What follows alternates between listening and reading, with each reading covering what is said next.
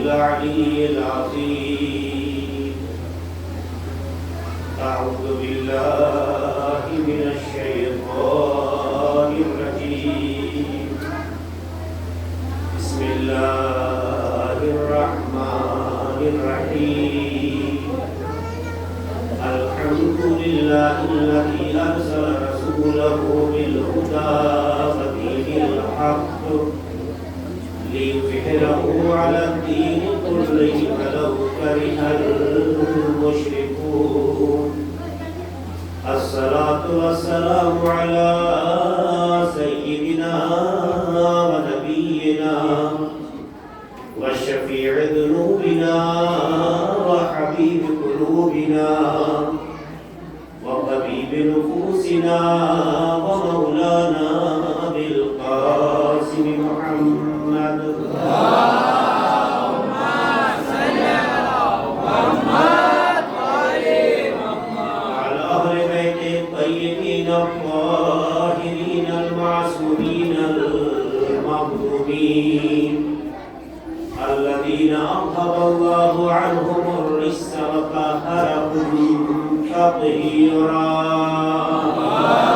اللهم صل على محمد ولعنة الله على أعدائهم وغاصبي حقوقهم ومنكري فضائلهم أجمعين من ليلنا هذا إلى قيام يوم الدين. أما بعد فقد قال الله سبحانه تبارك وتعالى في كتابه المبين وهو أصدق القائلين والصادقين وقوله الحق. بسم الله الرحمن الرحيم. يا أيها الذين آمنوا من يرتد عن دينه فسوف يأتي الله بقوم يحبه ويحبونه أذلة على المؤمنين عزة على الكافرين يجاهدون في سبيل الله ولا يخافون لومة لائم. ذلك فضل الله يؤتيه من يشاء والله واسع عليم. اللهم صل على محمد وعلى محمد. خالق کائنات قرآن مجید کی سورہ مائدہ کی آیت نمبر 54 میں ارشاد فرماتا ہے کہ اے صاحبان ایمان، اے مومنوں، من یرتد منکم عن دینہ، تم میں سے جو شخص بھی اپنے دین سے مرتد ہوا، منحرف ہوا، راستے سے پھٹک گیا، تو یہ نہ سوچے کہ پروردگار کی عظمت پر، اس کے کمال پر، اس کی ذات پر کوئی فرق پڑتا ہے. فَسَوْفَ يَأْتِي اللَّهُ بِقَوْمٍ، انقریب پروردگار عالم ایک ایسی قوم کو لائے گا جس میں 6 خصوصیت پائی جائے گی. پہلی خاصیت یہ ہے یحبہم، وہ ایسے ہوں گے جنہیں خدا دوست رکھتا ہو، وَيُحِبُّونَ، اور وہ بھی اللہ کو دوست رکھتے ہوں گے. تو یہ قوم جو خدا لائے گا اس کی پہلی خاصیت یہ کہ وہ محبوب خدا ہوگی. دوسری خاصیت یہ ہے وہ محب خدا ہوگا. تیسری خاصیت یہ ہے اذلۃ علی المؤمنین، وہ قوم ایسی ہوگی کہ جو مومنین کے حق میں متواضع و منتصر ہوگی. عزت علی الکافرین، کافرین کے مقابلے میں سخت ہوگی. یجاہدون فی سبیل اللہ، اللہ کے راستے میں جہاد کریں گے، ولا یخافون لومۃ لائم، اور کسی ملامت کرنے والے کی ملامت سے کبھی شرمندہ نہیں ہوں گے، ڈریں گے نہیں، اپنے قدم پیچھے نہیں ہٹائیں گے، بولنے والا بولتا رہے، یہ اپنا راستہ طے کرنے میں پیچھے نہیں ہٹیں گے۔ یہ وہ 6 خاصیت ہے، محبوب خدا ہونا، محب خدا ہونا، یعنی وہ ہوں گے جنہیں خدا دوست رکھتا ہوگا، یہ وہ لوگ ہوں گے جو خدا کو دوست رکھتے ہوں گے، یہ وہ ہوں گے جو مومنین کے لیے متواضع ہوں گے، اور کافرین اور منکرین کے لیے سخت ہوں گے، یعنی ان کے اندر کمال دونوں طرح کا پایا جائے گا، ملائمت بھی کمال کی ہوگی، سختی بھی کمال کی ہوگی، جن میں ظرف ہوگا ان کے لیے منکسر ہوں گے، جو بے ظرف ہوں گے ان کے لیے سخت ہوں گے، یہ ان کی خاصیت ہے۔ اور وہ ایسے ہوں گے جو راہ خدا میں جہاد کریں گے، راہ خدا میں کوشش کریں گے، راہ خدا میں اللہ کو جو چیز پسند ہے اسے انجام دینے میں آگے بڑھتے رہیں گے، اور کسی کے کمنٹ سے ان کے قدم پیچھے نہیں ہٹیں گے، کسی کی مخالفت سے ان کی صحت پر اثر پڑنے والا نہیں ہے۔ اللہ نے کہا ذالک فضل اللہ یؤتیہ من یشاء، یہ وہ فضل اور کمال ہے کہ اللہ جسے چاہے عطا کرتا ہے، یہ فضل خدا ہے۔ تو جب خدا کا فضل ہے تو عطا بھی وہی کرے گا۔ اس کا مطلب ہے کہ اگر کسی قوم میں یہ کمال پائے جاتے ہیں تو یہ کمال خدا کا کی عطا ہے، خدا نے دیا ہے تو یہ کمال ہے۔ خدا کسی کے چہرے کو دیکھ کے متاثر نہیں ہوتا، اس کے اندر پائے ہوئے کمال کو دیکھ کر اثرات عطا کرتا ہے۔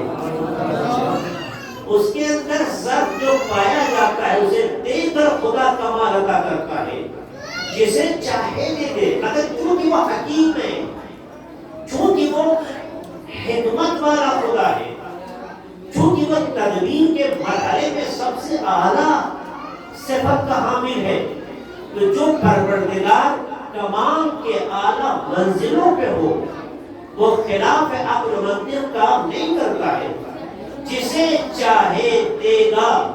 یہ کمال چونکہ اس کا ہے، جسے چاہے دے، مگر عقل کے تقاضے کے خلاف خدا کوئی کام نہیں کرتا۔ اس کا مطلب یہ ہے کہ جسے یہ کمال عطا ہوتا ہے اس میں وہ صلاحیت پائی جاتی ہے۔ اب آپ دیکھیے اللہ کہتا ہے فَسَوْفَ يَأْتِ اللَّهُ بِقَوْمٍ، اللہ ایک قوم کو لائے گا۔ قرآن کی تعبیر قوم ہے۔ مفسرین نے، تمام اہل شیعہ مفسر اور بعض اہل سنت مفسر نے لکھا کہ یہاں قوم سے مراد جس کی یہ 6 صفتیں بیان ہوئی ہیں کوئی اور نہیں ہے، وہ ذات علی بن ابی طالب علیہ السلام کی ہے۔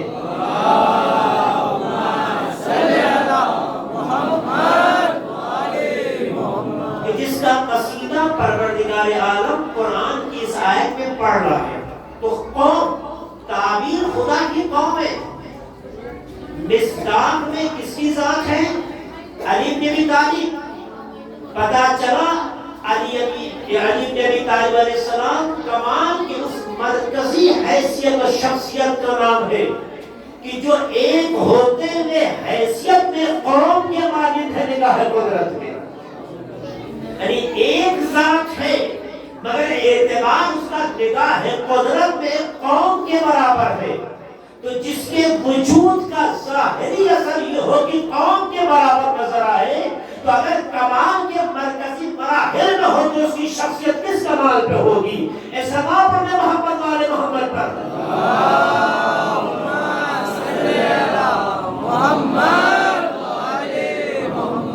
دیکھیے مومنین کی خواہش ہے کہ سلوات پڑھتے ہیں تھوڑا سا آگے آ جائیں۔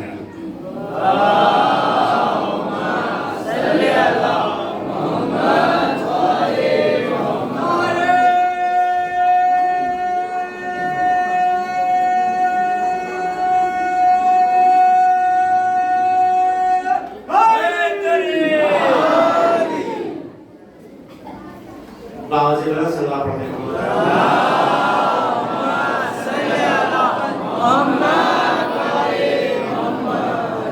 मैं बिन रसूल से अपनी माओं, बहनों और बेटियों से ये रिक्वेस्ट करूंगा, ये इल्तिजा करूंगा कि आप अगर फर्श अज़ा पे आएंगे तो इतना ख्याल रखें कि हम सब की माँ फातिमा यहाँ आए, कम से कम उनके एहतराम में खामोश रहे।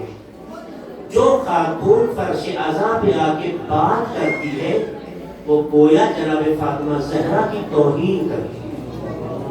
अब ये आपको तय करना होगा कि उस ज़ात का एहतराम रखना चाहती है या खुदा न खास्ता तौहीन करती है। एक सलवात पढ़ने मोहम्मद वाले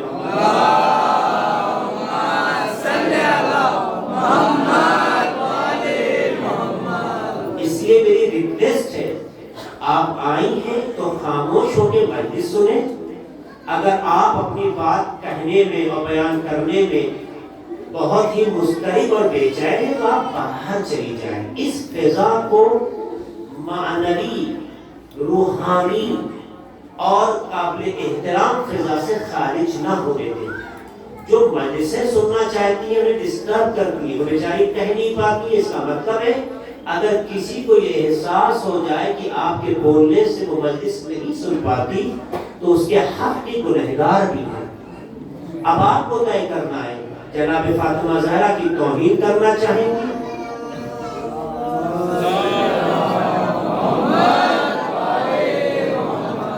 और कीजिएगा। जो बात मैं करना चाहता हूं, अल्लाह कहता है कि एक कौम को भेजेगा। इसका मतलब है जिसके 6 कसीदे इस आयत में पढ़े गए हैं उसे कोई और नहीं, खुदा भेजे। आयत तारीख के पस मंजर में हम देखें उसको खुदा ने भेजा भी नहीं। तफसीर में मुफस्सिरीन ने कह दिया इससे मुराद ज़ात अली के मुताबिक है। खुदा कहता है फसौफ यातिल्लाहु बिकौम, अल्लाह एक कौम को भेजेगा। तो जो अल्लाह कहता है कौम को भेजेगा, तो अल्लाह ने भेजा या नहीं? आसान आपके लिए कहना हाँ भेजा तो मौलाए कायनात की विलादत हुई है, अल्लाह ने भेजा है। तभी तो मुफस्सिर ने कहा है कि भाई इससे मुराद अली ने भी तालीम। पैदा तो सभी होते हैं, दुनिया में कोई ऐसा है जो पैदा हुआ हो और खुदा के चाहे बगैर पैदा हुआ हो? है कोई? तो जब सब पैदा जितने दुनिया में हो रहे हैं खुदा चाहता है तो पैदा होते हैं, तो फिर अल्लाह ने सबको भेजा। हमें तो तलाश करनी है उस शख्स की, कुरान की ताबीर में उस कौम की या उस ज़ात की जिसे खुदा कह रहा है मैं भेजूंगा, मैं लाऊंगा। आया कैसे खुदा ने भेजा? वरना तो जितनी दुनिया में लोग हैं सबको अल्लाह ने भेजा। सब कैसे करें? सबको खुदा ने ही तो भेजा है। दो ही चीज का तो इंसान को इख्तियार नहीं है, एक पैदा होने का और एक मरने का। तो जब दो चीज का इख्तियार इंसान को नहीं है तो जितने भी दुनिया में पैदा हुए सबको अल्लाह ने पैदा किया। ऐसा पैदा होने वाला शख्स होना चाहिए कि जिसकी पैदाइश मालूम हो कि खुदा ने एक खास इत्मीनान से भेजा। ये मालूम होना चाहिए कबल इसके कि इस फिक्र का मैं जवाब दूं। मैं कुछ कुरान से नमूने पेश करना चाहता हूँ खुदा की कुदरत, कि खुदा जो चाहता है ये कुदरत रखता है कि उसे अंजाम दे सके, और वो अपनी चाहत को मरहले अमल में लाने के लिए किसी का मोहताज नहीं है, जो चाहे कर सकता है। आप कहें कैसे? मैं आपसे सवाल करता हूं, आग का काम जलाना है या नहीं? कहीं भी आग लगाइए या आग लग जाए, अगर कोई आग से बराह रास्त टकराएगा तो जलेगा या नहीं जलेगा? आग की फितरत ये है कि जो उससे करीब हो वो जले। لیکن جب اسی آگ میں اللہ کے راستے پہ چلنے والے جوان حضرت ابراہیم کو نار نمرودی میں ڈالا گیا، ایسی آگ جس کے شعلے آسمان کی بلندی کو اس طرح سے چھو رہے تھے کہ اگر کوئی پرندہ بھی اڑتا فضا میں تو جل کر راکھ ہو جاتا، جس کے شعلے کا اثر یہ تھا کہ اس کے قریب جانے میں کسی کو طاقت نہیں تھی، اس لیے آپ کو منجنیق جس میں پتھر رکھ کے پھینکا جاتا تھا اس نے رکھ کے جناب ابراہیم کو آگ میں ڈالا گیا۔ جناب ابراہیم کو ادھر آگ میں ڈالنا تھا، قدرت کی آواز آئی یا نار کونی بردا وسلاما، اللہ کی ایک ندا آئی اللہ کی جانب سے، اے آگ ابراہیم پہ ٹھنڈی ہو جا۔ تفسیریں کہتی ہیں کہ اللہ کے اس حکم سے وہ آگ جو حرارت میں بڑی شدید تھی، کوئی بھی چیز نزدیک ہو تو اسے جلا کے راکھ کر دیتی تھی، اتنی ٹھنڈی ہو گئی تھی کہ جو چیز قریب ہو جائے وہ جم جائے۔ قدرت نے محسوس کیا کہ میرے حکم سے آگ کو ٹھنڈک میں بدلنا ہے تو کہیں ابراہیم کے جم جانے کا سبب نہ ہو، اس نے فوراً جملہ کہا سلاما، کہ صرف ٹھنڈی نہ ہو، اس طرح سے ٹھنڈی ہو کہ ابراہیم کی سلامتی کا مظہر بن جائے۔ لیکن دو چیزیں کہی اللہ نے، کبھی غور کیا؟ یا نارو کونی بردا وسلاما، تمہیں صرف ٹھنڈا نہیں ہونا ہے کہ جو چیز تمہارے پاس ہے وہ جم جائے، آگ کی فطرت جلانا ہے۔ اللہ نے نیچر میں تصرف کر کے بتایا کہ فطرت کا دینا بھی میرا کام ہے، فطرت کو بدلنا بھی ہمارا ہی کام ہے۔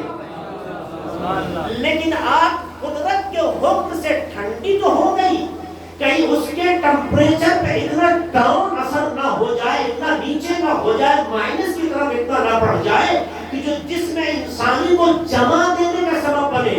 اس نے کہا صرف ٹھنڈا نہیں ہونا ہے، ٹھنڈی ہونے کے ساتھ ساتھ جناب ابراہیم کی سلامتی کا پیغام بننا ہے۔ یہ پیغام اللہ نے دے کے بتایا، جو فطرت کے تقاضوں کو اپنے کنٹرول میں رکھو اسے خدا کہتے ہیں۔ نمونہ ہے اللہ نے اور بھی اپنے قدرت کے کچھ جوہر پیش کیے۔ جناب عیسیٰ کی ولادت آپ جانتے ہیں، دنیا میں جناب آدم اور حوا کی ولادت کے بعد کاروان بشریت کو اللہ نے ماں باپ کے ذریعے سے آگے بڑھایا، یہ اس کی پسند ہے۔ وہ پیدا کرنے میں ماں باپ کا محتاج نہیں ہے، جسے چاہے اپنی قدرت کاملہ سے پیدا کر سکتا ہے۔ ایک وقت ایسا بھی آیا کہ اللہ نے جناب عیسیٰ کو بغیر باپ کے پیدا کر کے دنیا کو ایک پیغام دیا کہ دنیا سمجھے اس کی قدرت میں سارے جوہر پائے جاتے ہیں، بغیر ماں باپ کے بھی پیدا کر سکتا ہے اور بغیر باپ کے بھی پیدا کر سکتا ہے۔ جب یہودیوں نے جناب عیسیٰ کی ماں کی عفت اور عصمت اور طہارت پر انگلیاں اٹھائیں تو اللہ نے جناب عیسیٰ جیسے نو مولود فرزند میں یہ قدرت گویائی کی، ورنہ بچہ جو پیدا ہوتا ہے وہ بولتا نہیں ہے۔ جب بھی بچہ پیدا ہوتا ہے، کسی کا بچہ بولا ہے، رونا اور چیز ہے، بولنا اور چیز ہے۔ بچہ جب پیدا ہوتا ہے رو تو سکتا ہے، بولتا نہیں۔ اس کا مطلب رونے کا تعلق انسان کی حیات سے ہے۔ اگر کسی قوم کو روتا ہوا دیکھے تو یہ نہ کہے کہ یہ بدعت کر رہی ہے، یہ بات ہے کہ وہ زندہ ہے۔ جو زندہ ہوتے ہیں وہی روتے ہیں۔ سلام علیہ محمد والے محمد پر، اللہم صلی علی محمد والے محمد۔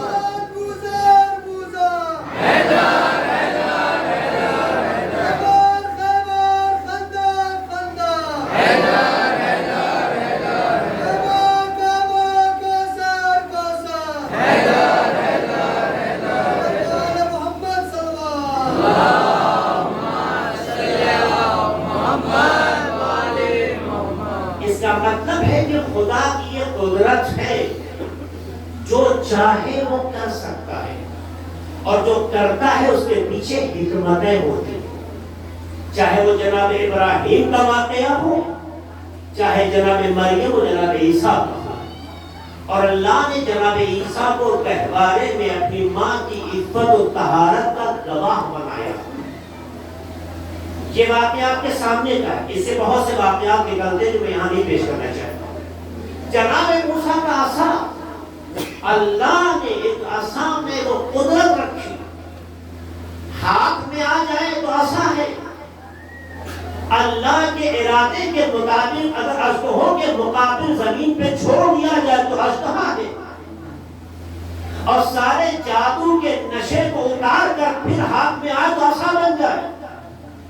ہاتھ سے چھوٹا تو قدرت خدا کا اثر یہ تھا کہ اژدہا بنا، اتنے سارے باطل جادو کو مٹا کر اور پھر جیسے ہاتھ لگایا عصا بن گیا۔ اس کا مطلب یہ ہے کہ اللہ نے کائنات میں اپنی قدرت کے نمونے پیش کر کے بتایا ہے کہ تمہاری ظاہری نگاہ جو دیکھتی ہے اور ہے، ہماری حکمتیں جو کرتی ہیں وہ اور ہے، اور کوئی بھی کام میرا حکمت کے خلاف نہیں ہوتا۔ میں اپنے پاور کو جب دکھاتا ہوں تو اس کے پیچھے حکمتیں کار فرما ہوتی ہیں۔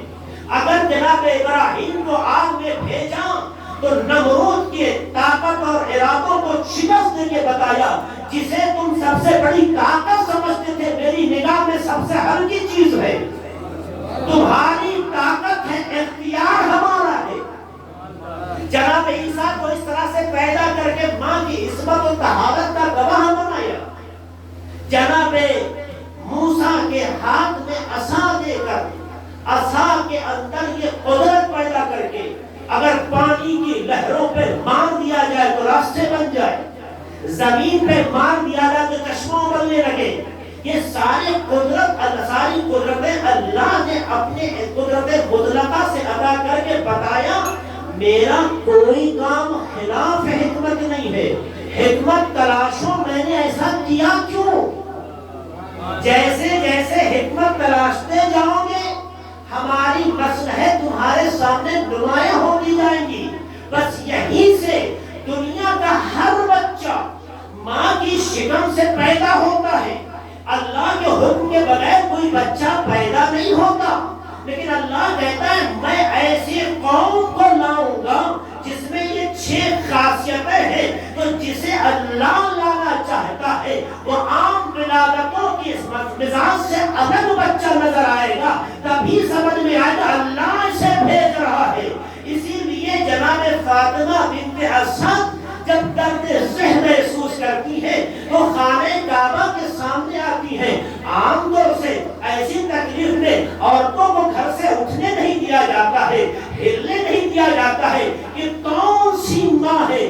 ولادت کے آخری لمحے ہیں جہاں عام طور سے اسے اکیلا نہیں چھوڑا جاتا، اسے اٹھنے نہیں دیا جاتا۔ فسوف یأتی اللہ بقوم کا اللہ مظاہرہ کر رہا ہے، دیکھو جسے میں لاتا ہوں اس کے آنے کا سلیقہ کیسا ہوتا ہے۔ جب وہ آ جاتی ہے اور آنے کے بعد خانہ کعبہ کا طواف کر کے دعا کرتی ہے، دعا کرنا تھا پروردگارہ اس بچے کا واسطہ جو میرے شکم میں ہے میری مشکل کو آسان کر دے۔ عزیزو اتنا کہنا تھا، وہ خانہ کعبہ کا دروازہ جس میں تالا لگا تھا ہونا تو یہی چاہیے تھا، خدا تالا کھول دیتا، مگر خدا نے تالا نہیں کھولا، کیونکہ اگر تالا کھول دیتا تو ہر کوئی طرف سے خانہ کعبہ میں وارد ہوتا، لیکن جسے خدا لا رہا ہے اس کے لیے نیا راستہ ہونا چاہیے۔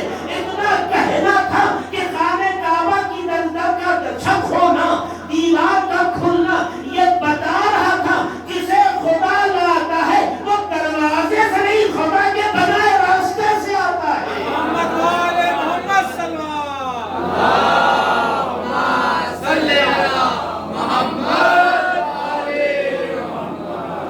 چونکہ بحث فسوف یأتی اللہ بقوم، اللہ ایک قوم کو لائے گا، تو اللہ لا رہا ہے نا، تو اس قوم کا پتہ کیسے ملے جسے خدا لا رہا ہے؟ تو خدا اگر لا رہا ہے تو جو لا رہا ہے اس کے آئیڈینٹی پروف کو ایسی جگہ سے پیش کرے گا جس کا کوئی انکار نہ کر سکے. خانہ کعبہ کے پاس آنا تو ہر کسی کی عادتوں کا اس زمانے میں حصہ تھا. خانہ کعبہ کے دروازے سے اندر جانا یہ ہر کسی کا ایک عام مزاج تھا. لیکن جب کوئی خانہ کعبہ کے عام راستے سے خانہ کعبہ میں جاتا تو یہ آئیڈینٹی پروف کرنا مشکل ہوتا کہ اللہ کس کو لایا. لیکن دروازوں کو بند رکھتے ہوئے ماں کی دعا پر اللہ نے دیوار کو شک کر کے یہ بتانا چاہا ہے جسے میں لاتا ہوں اس کے لیے راستہ میں ہی بناتا ہوں. ماں نے دعا کی تھی خدایا اس بچے کا واسطہ آشنائی جو میرے شکم میں ہے یا اللہم بحق حاضر مولود فی بطنی بعض نسخوں میں کہ خدایا اس بچے کا واسطہ جو میرے شکم میں ہے.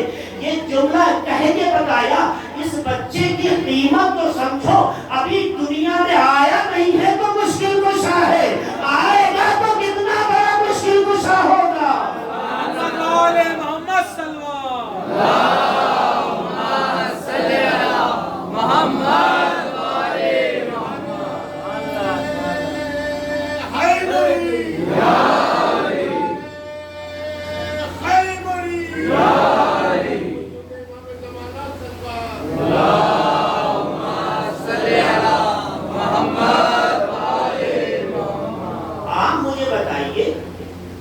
ہمارے معاشرے میں بھی ہماری بیٹیاں ہماری بہنیں ماں بنتی ہیں, لیکن اس وقت کا جو درد ہوتا ہے خدا جانے کتنا سخت ہوتا ہے.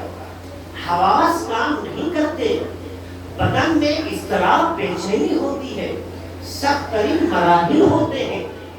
اس مرحلے پر بھی جناب فاطمہ بنت اسد کا خانہ کعبہ کے سامنے آ کر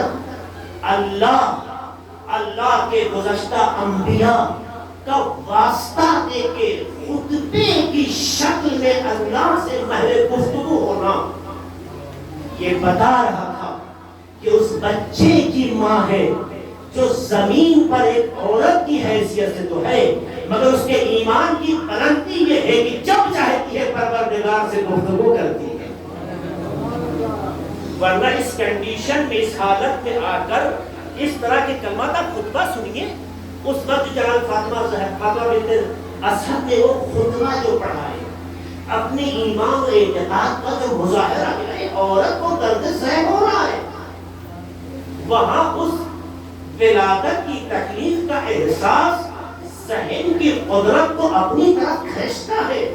لیکن ان تمام دردوں سے پہلا اٹھ کر اس مرحلے میں بھی خدا اور خدا کے انبیاء کو یاد کرنا, خانہ کعبہ جیسی بابرکت زمین پر آنا, آنے کے بعد گفتگو کرنا.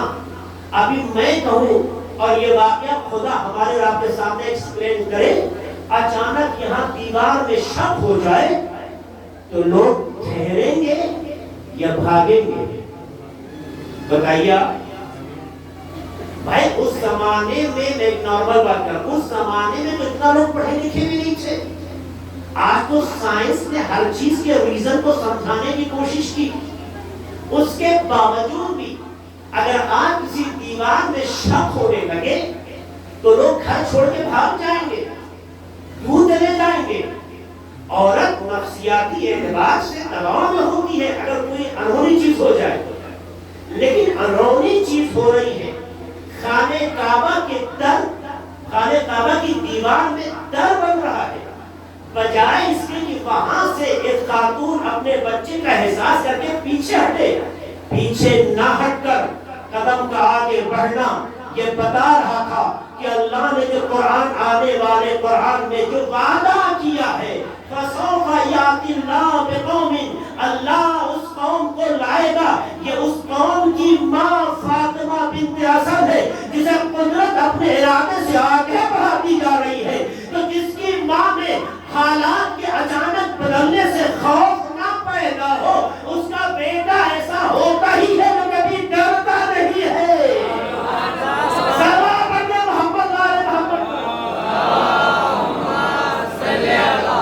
محمد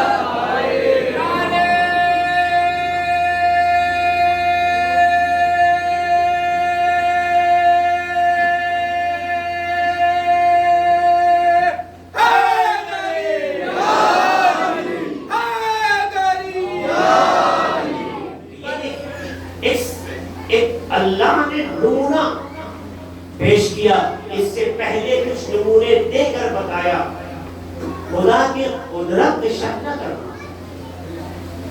تمہاری سوچ محدود ہو یہ تمہاری کمزوری ہے. خدا کی قدرت میں کوئی کمزوری نہیں ہے. اور اللہ نے جب اس دیوار میں در کے بننے کو آیت بنایا, نشانی بنایا, تو اسے مٹانے کے لیے بڑی کوششیں کی گئی. آج سے نہیں, تاریخ اٹھا کے دیکھیے, مولا علی کی ولادت کے بعد سے لے کر آج تک کئی مواقع پر حکومت نے شیشہ, سیمنٹ, چاندی, بڑے بڑے قیمتی چیزیں, بڑی بڑی قیمتی چیزیں استعمال کر کے چاہا کہ اس حصے کو نارمل کر دے, کہ محسوس ہی نہ ہو کہ یہاں پہ کوئی واقعہ رکا ہوا تھا. ایسا نہیں ہے کہ حکومت نے کچھ چھوڑا ہو, بہت کچھ خرچ کیا. تاریخ اور پڑھیے, گوگل پہ بھی آپ کو مل جائے گا کہ بہت بار حکومت نے کوشش کی, یہاں تک کہ کئی بار دیوار توڑ کے ریپیئرنگ ہوئی ہے, اس جگہ کو بند کرنے کی کوشش کی گئی ہے. دیوار بندی گئی, حکومت خاموش ہوتی گئی, لیکن جیسے ہی دیوار آخری منزل میں آئی تو پھر کر اپنی جگہ محفوظ ہو گیا, دوبارہ وہ ظاہر ہو گیا. آج بھی آپ زیارت کے لیے جائیے خانہ کعبہ, تو وہ حصہ جہاں سے جناب فاطمہ بنت اسد گئی تھی, آج بھی اس کے آثار باقی ہیں. اللہ بتانا چاہتا ہے, جب میں کسی قوم کے آنے کی گارنٹی دیتا ہوں, کسی قوم کے آنے کا پتہ دیتا ہوں, تو چونکہ میں اسے لایا ہوں, تو جب تک میرا وجود ہے اس کا اثر ابھی باقی رہے گا. محمد صلی اللہ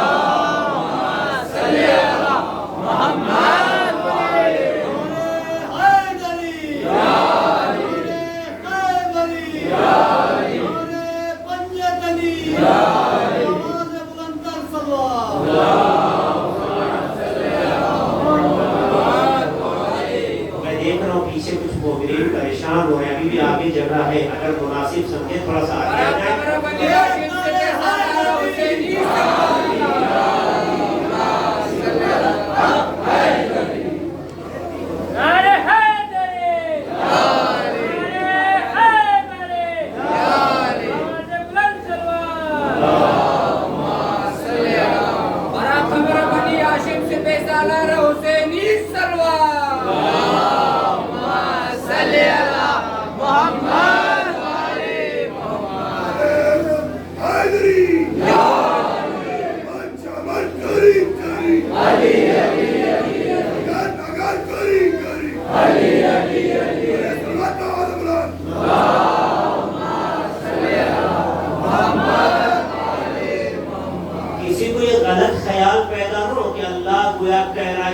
میرا وجود ہے, اثر رہے گا.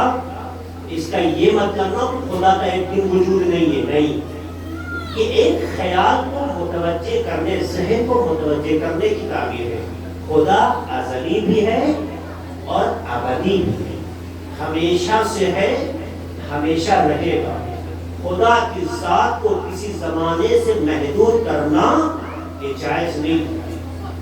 مراد یہ ہے کہ خدا ہے تو جس چیز کو علامت بناتا ہے وہ علامت بھی باقی رکھے, یہ اس کی حکمت کا تقاضا ہے. یہ بتانا چاہتا ہے کہ فسوف یاتی اللہ بقوم, اللہ اس قوم کو لا رہا ہے.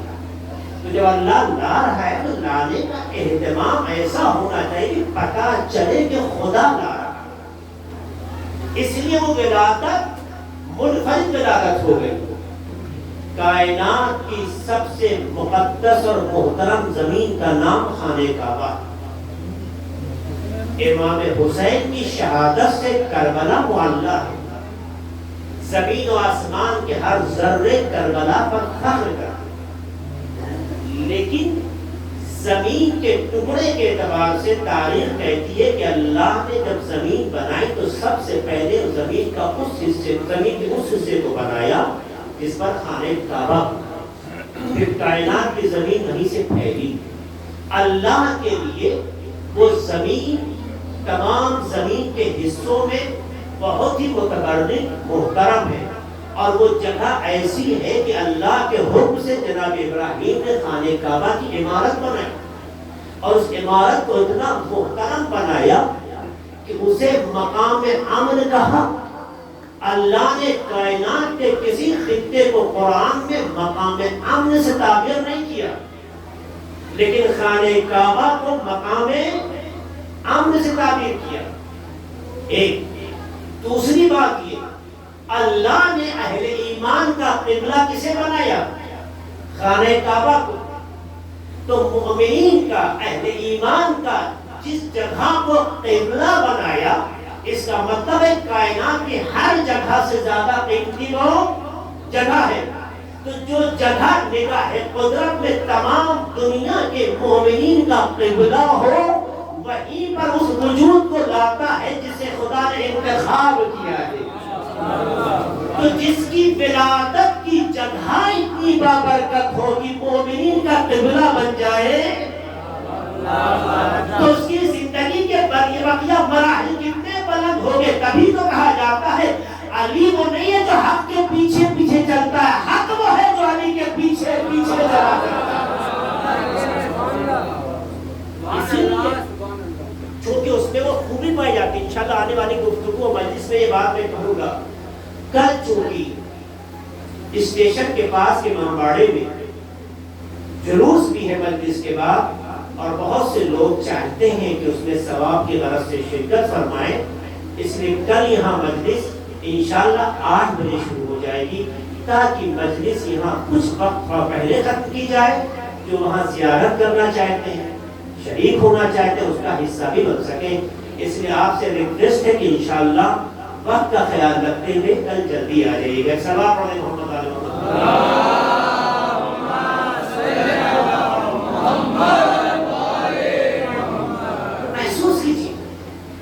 اللہ نے اس کو جب نشانی بنایا اور آئیڈینٹی پروف کے طور پہ رکھا، تاکہ دنیا یہ سوال کرے کہ یہ ٹکڑا کیوں جو ہے بقیہ حصوں سے جدا ہے، تو دنیا بتا سکے جسے خدا لایا تھا وہی راستہ ہے۔ جس خدا سے اللہ نے، جس راستے سے اللہ نے اپنے گھر میں انٹری دی تھی، وہ یہ جگہ ہے۔ ورنہ تاریخ کہتی ہے، میں ایک جملہ کہہ کے مسائل کی طرف جانا چاہتا ہوں، تاریخ کہتی ہے جناب فاطمہ بنت اسد اندر گئی، اللہ کے ارادے سے ولادت ہوئی، ولادت کے بعد 1 دن نہیں، 2 دن نہیں، 3 دن تک رہی۔ اور تاریخ لکھتی ہے، جناب شیخ طوسی اپنی کتاب اعمالی میں لکھتے ہیں کہ جب جناب فاطمہ بنت اسد خانہ کعبہ کے پاس آ کر اللہ سے مخاطب ہو کر محض گفتگو کی، تو کچھ لوگوں نے عباس ابن عبد المطلب، بنی ہاشم اور کچھ اور نام جو تاریخی اعتبار سے لکھے گئے، یہ دیکھ رہے تھے کہ کیا واقعہ رونما ہو رہا ہے، اور دیکھا کہ در میں راستہ پر دیوار میں در بنا اور یہ اندر گئی۔ ظاہر کی یہ ایسی کیفیت تھی کہ جو دیکھے گا وہ ظاہر ہے کہ اپنی نارمل حالت سے باہر آئے گا، کیا حادثہ ہے، کیا واقعہ ہوا۔ 1 دن نہیں، 2 دن نہیں، 3 دن تک اندر رہے۔ ادھر انہوں نے جا کر جناب ابو طالب کو اطلاع دی۔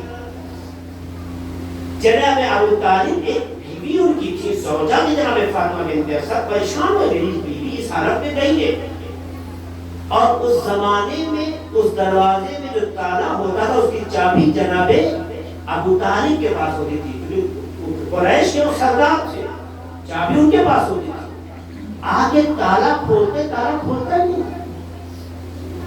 تالا کھولتے ہیں، تالا کھولتا ہی نہیں۔ اب ظاہر کی یہ خبر ایک ہوا کی طرح پورے مکے میں پھیل گئی۔ اگر 1 دن میں سب کچھ ہو جاتا تو شاید اتنا اطلاع نہ ملتی۔ دوسرے دن مردہ اٹھتا چلا ہے، کیا واقعہ ہوا؟ دروازہ کھولا جا رہا، کھلتا ہی نہیں، دروازہ کھولا جا رہا، کھلتا ہی نہیں۔ کل تک وہی چابی تھی، وہی تالا تھا، کھولا جاتا تھا تو کھل جاتا تھا، آج کھولا جاتا تو کھلتا نہیں۔ تاکہ دنیا کو اللہ یہ پیغام دے جب میں اپنی قدرت کا مظاہرہ کرتا ہوں تو تمہارے اپنے کام ہوتے ہیں، ہمارا اپنا سلیقہ ہوتا ہے۔ اگر یہ دروازہ کھل جاتا تو تمہاری ناقص رب کہنے لگتی کوئی چابی رہی ہوگی، کھول لیا ہوگا، مگر وہی چابی ہوتے ہوئے بھی دروازے کا نہ کھولنا یہ اس بات کی علامت ہے کہ دروازہ کھولنا بند کرنا تمہارا کام ہے۔ لیکن جب میں کسی کو لاتا ہوں تاکہ دنیا سے منفرد ہو سکے تو اسے اس طرح سے ظاہر کرتا ہوں کہ جس راستے سے لایا تھا اسی سے باہر لاتا ہوں۔ اور پورا مکہ خانہ کعبہ کے اطراف جمع تھا، یہ جمع نہیں تھا، اس قوم کی آمد کا خدا شاہد بنا رہا تھا کہ کائنات میں کل گواہی کی ضرورت نہ ہو۔ ایک عیسیٰ نے ماں کی عزت کی شہادت دی تھی، لیکن جسے میں لاتا ہوں اسے پورے مکہ کے گواہ بنا کے بتاتا ہوں، جسے میں لاتا ہوں اس کا گواہ مکہ بن جایا کرتا ہے۔ سلام پڑھنا محمد والے محمد پر۔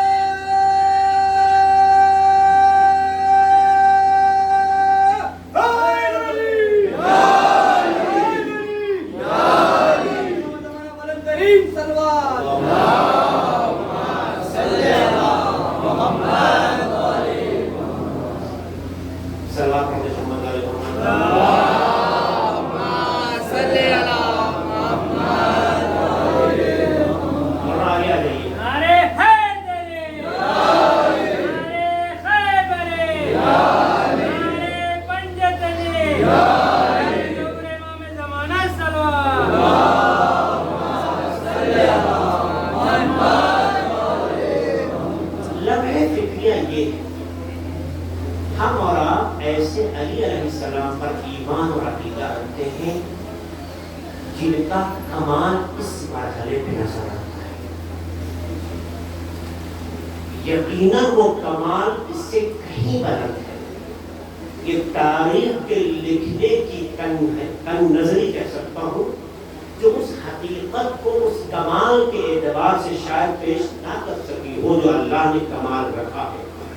الفاظ جو لکھے گئے ہیں علی علیہ السلام کی ذات تاریخ کے ان الفاظ سے کہیں بلند ہے۔ تو جب ہم ایسے مولا کے ماننے والے ہیں تو کیا ہمارے اندر ہمارا مولا ہے؟ کیا صرف یہ کہہ دینا کہ میں تو علی کو بہت چاہتا ہوں، اس سے مولا علی راضی ہے؟ آپ کتنا چاہیں گے معاف کیجیے گا جسارت نہ ہو، معاف کیجیے گا پھر کہتا ہوں جسارت نہ ہو، یہ بات صرف ذہنوں تک پیغام دینے کے لیے کہتا ہوں۔ آپ یہ ابن ملجم کو کیا سمجھتے ہیں؟ ابن ملجم بہت بعد میں خبیث بنا، ابن ملجم بہترین علی کا چاہنے والا تھا۔ عبد الرحمن ابن ملجم نام کیا ہے؟ عبد الرحمن ابن جانتے ہیں؟ مولا علی علیہ السلام نے خلافت ظاہری کے زمانے میں یمن کے گورنر کو خط لکھا کہ مجھے 10 ایسے شجاع اور بہادر کی ضرورت ہے جو مرد میدان اور پیغمبر کی تعلیم سے آشنا۔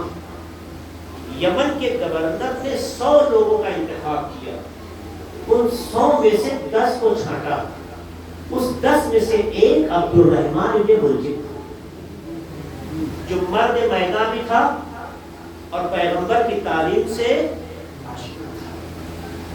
جب یہ مولا سے ملنے کے لیے آیا، مولا سے ملاقات ہوئی تو جیسے امام کے خیمے میں یا جہاں امام بیٹھے تھے پہنچا تو امام کے لیے تاریخ میں ایک شعر ہے، شعر کافی ہے، 4-5 شعر ہے، اس کا ایک مصرع ہے، ارید حیاتہ و یرید بالتقریر۔ امام نے یہ مصرع پڑھا، یہ مصرع میں کہہ رہا ہوں، شعر ہے کہ میں اس کی زندگی چاہتا ہوں اور وہ میری موت۔ امام نے ابن ملجم کو دیکھتے ہی یہ پڑھا ابن ملجم نے جیسے یہ سنا گھبرایا، اس کے پیر لڑکھڑائے، آگے بڑھا، پھر امام نے مسکراتے ہوئے یہ شعر پڑھا۔ ابن ملجم نے تلوار نکالی، اپنے ہاتھ پہ رکھا اور امام کی طرف بڑھا۔ امام نے پھر وہی شعر پڑھا۔ اس نے کہا آقا اگر آپ کی مراد میں ہوں یہ تلوار لیجیے میری گردن۔ امام نے جملہ کہا علی جرم سے پہلے سزا نہیں دیا۔ میرے عزیزوں، میرے بھائیوں، میرے جوانوں، میرے بزرگوں، اللہ آپ کے عقیدے کی حفاظت کرے، مگر لقلقہ زبانی اہل بیت کو پسند نہیں۔ اس نے فوراً کہا اگر مولا میں آپ کی مراد ہوں یہ تلوار میری گردن۔ امام جرم سے پہلے سزا نہیں دیتے، لیکن امام کا عاشق تھا، امام کا محب تھا، امام کا چاہنے والا تھا۔ جنگ نہروان تک امام کے ساتھ رہا ہے، صفین میں ساتھ رہا، نہروان میں ساتھ رہا، مختلف جنگوں میں امام کے ساتھ رہا ہے۔ نہروان کے بعد اللہ کوئی قطامہ کے حیلے و مکر سے۔ تو عزیزوں، اہل بیت کی محبت کا اظہار اور اہل بیت کی معرفت میں بہت فرق ہے۔ اپنے دل میں اہل بیت کی معرفت پیدا کریں، کہیں ایسا نہ ہو، خدا نہ کرے، ہم سوچ بھی نہیں سکتے، ہم نسبت نہیں دے رہے، سوچ بھی نہیں سکتے کہ ہمارے ذہنوں میں ایسا گمان بھی ہوگا کہ ہم محبت کا دم بھرتے ہیں مگر ابن ملجم جیسی تصور بھی رکھتے ہیں، ایسا سوچ بھی نہیں سکتے۔ مگر آدمی کے بدلنے میں وقت نہیں لگا۔ آئین ایام کی مناسبت سے اس فرش عزا پر جو دن مولا علی کے نام سے منصوب عہد کریں کہ خدایا ہم میں معرفت الہی ہے، کبھی زندگی کے کسی لمحے میں اعضائے بدن کٹ جائیں، میسم تو بن جائیں مگر ابن ملجم نہ بن سکے، ورنہ تاریخ لعنت کرے گی۔ اللہم لعن قتلۃ امیر المومنین کے جملے ہوئے۔ عزاداروں، ایک جملہ کہنا ہے، اہل بیت کی شہادت یقیناً دکھ اور درد کی علامت ہے۔ ہمارے اماموں کو بہت بے رحمی سے مارا گیا،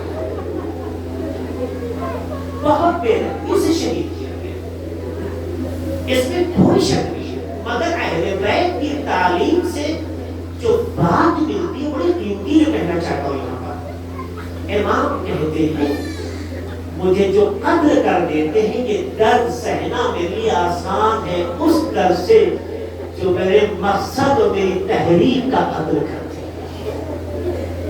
امام علی کی سیرت کو زندہ کریں۔ اگر ہمارے عمل سے امام علی کی سیرت کمزور پڑ گئی تو امام کو اپنا شہید ہونا اتنا درد آور نہیں ہے جتنا امام کو اپنی تحریک کا کمزور پڑنا اپنے چاہنے والوں کا، اپنی زبان کا، اپنے کردار کا، اپنے عمل کا محاسبہ۔ کس علی کی مصیبت کے لیے بیٹھے ہیں؟ اس علی کے لیے جو پیدا ہوا تو خدا کے گھر میں، دنیا سے جانے کا راستہ فراہم ہوا تو خدا کے ہی گھر سے، جس کا آغاز بھی خدا کے گھر میں، جس کا انجام بھی خدا کے گھر سے۔ وہ علی جو دشمن کو جانتے ہوئے بھی دعوت حق سے پیچھے نہیں ہٹتا اور ابن ملجم سے کہتا ہے اٹھو نماز پڑھو۔ کوفے کی مسجد کے در دیوار میں پہلی اور آخری بار امام علی کی اذان سنو، اب اس کے بعد برو دیوار تو ہوگے مگر علی کی آواز نہ ہو۔ اے اللہ داروں، میرا مولا آقا جیسے ہی مصلی پر نماز کے لیے گیا ہے، جانتے ہیں وہ تلوار جو امام پر ماری گئی وہ تلوار کیسی تھی؟ تاریخ لکھتی ہے وہ تلوار 10,000 درہم میں خریدی گئی تھی اور 10,000 درہم سے خریدے ہوئے زہر سے زہر آلود کی گئی۔ 10,000 درہم سے خریدے زہر سے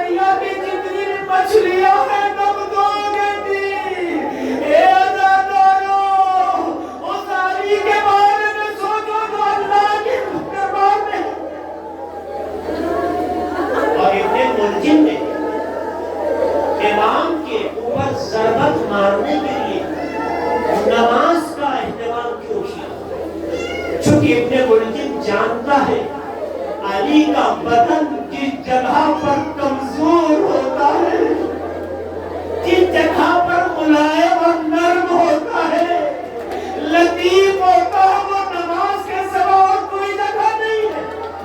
شاید تاریخ کا واقعہ ذہن میں ہو کہ جب علی کے پیر میں تیر لگ گیا تھا اور نکالنے تکلیف ہوتی تھی تو جناب فاطمہ نے بتایا تھا جب علی نماز پڑھے تیر نکال لو۔ جب علی جب مصلی پہ آتا ہے خدا سے اس طرح سے رابطے میں غرق ہو جاتا ہے کہ بدن نرم پڑ جاتا ہے۔ ابن ملجم ظاہر اس رات سے واقف دوسرا پہلو کیا ہو سکتا ہے؟ آپ دیکھیے صبح میں نے مسائل میں اشارہ کیا تھا، انسان جب سجدے میں جاتا ہے تو بدن چھوٹتا ہے، نرم ہوتا ہے، لیکن جب سجدے سے سر اٹھاتا ہے تو سخت ہوتا ہے۔ اسی لیے اگر کوئی اچانک چیز سر سے ٹکرا جائے تو بہت تیز چوٹ لگتی ہے۔ سوچو اگر اس حالت میں جب ضربت لگی ہوگی، جب ضربت لگی ہوگی کیا غضب ہو گیا ہوگا؟ ارے ضربت کا لگنا تھا، امام کا امامہ کٹا، امام کا سر پھٹ گیا، ضربت سے فرد مبارک جھاٹ ہو گیا، شدت سے خون فوارے کی طرح گرنے لگا۔ امام کی آواز گونی مزدور بالکعبہ، امام خان کو اٹھاتے جاتے تھے، اپنے سر پہ مبارک پر رکھتے جاتے تھے۔ میں کہوں گا اے مولا، آپ کے جب سر پہ مبارک پر ضربت لگی، سر چاک ہوا، آپ کے ہاتھ تو تھے، اٹھا کے خاک رکھا، شاید اس لیے کہ خون ٹھہر جائے، شاید درد میں کچھ تسکین ہو جائے۔ ہائے کربلا میں آپ کا بیٹا عباس، ارے جب سر پہ گرد لگا، ہاتھ نہیں ہے کہ سرزمین کربلا سے مٹی اٹھائے۔ کتنا سخت منظر نہیں ہوا۔ اللہ ایک جملہ سے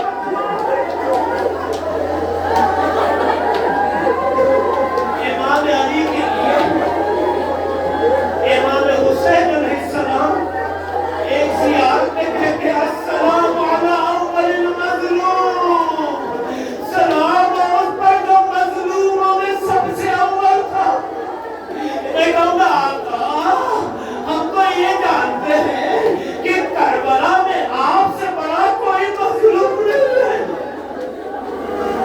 اے مولا، آپ نے اپنے 13 سال کے بھتیجے کے جنازہ اٹھایا۔ اے مولا، آپ نے جوان علی اکبر کے بدن کو اٹھایا۔ اے مولا، آپ کے ہاتھوں پہ 6 ماہ کا اصغر شہید ہوا۔ آپ سے بڑا مظلوم کون؟ امام اشارہ کریں گے، تمہیں یاد ہے، تمہیں یاد ہے روز عاشور اصل عاشور جب میں زخموں سے چور ہو کر زمین پر آیا، کسی شبی میں ہمت نہیں تھی کہ مجھے قبول کر سکے، وہ میرے سامنے آواز دی، اگر یہ دیکھنا ہے حسین زندہ ہے یا مر گئے تو گھوڑوں کا رخ خیموں کی طرف کر دو۔ اے عزادارو، امام حسین کے پورے بدن سے خون ٹپک رہا تھا، پورا بدن تیروں سے چھلنی تھا۔ جیسے ہی آواز امام حسین کے کانوں سے ٹکرائی، کہتے کوہریوں کا سہارا لے کر انگلی سے اشارہ کیا، ابھی حسین زندہ ہے۔ عزادار امام کا جملہ واضح ہو گیا۔ امام بتانا چاہتے ہیں